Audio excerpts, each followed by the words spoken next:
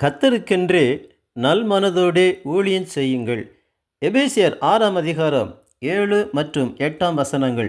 அடிமையானவனானாலும் சுயாதீனமுள்ளவனானாலும் அவனவன் செய்கிற நன்மையின்படியே கர்த்தரிடத்தில் பலனை அடைவான் என்று அறிந்து மனுஷருக்கென்று ஊழியம் செய்யாமல் கர்த்தருக்கென்றே நல்மனதோடே ஊழியம் செய்யுங்கள்.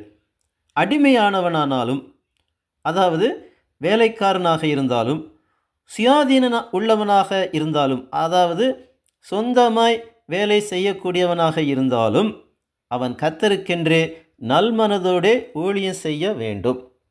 மனுஷருக்கென்று ஊழியம் செய்யாமல் என்று இந்த வாக்கியம் சொல்லுகிறது.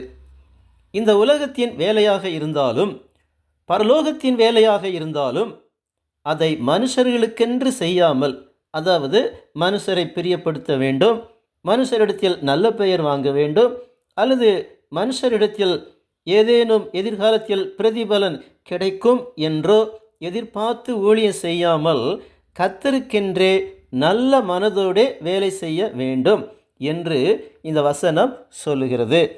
அப்போஸ்தலனாகிய பவுல் கலாத்தியர் 1ஆம் அதிகாரம் 10ஆம் வசனத்தில் சொல்லுகிறார், இப்பொழுது நான் மனுஷரையா தேவனையா யாரை நாடி போதிக்கிறேன்?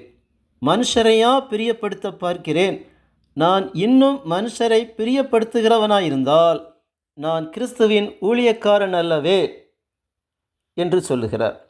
இப்படி கர்த்தருக்கென்றே நல்மனதோடே வேலை செய்தால் கர்த்தரிடத்தில், அதாவது மனுஷரிடத்தில் இருந்து அல்ல, கர்த்தரிடத்திலிருந்து பலனை அடைய முடியும் என்று இங்கு நாம் தியானித்து கொண்டிருக்கிற வசனம் எபேசியர் 6ஆம் அதிகாரம் 7ஆம் வசனம் சொல்லுகிறது.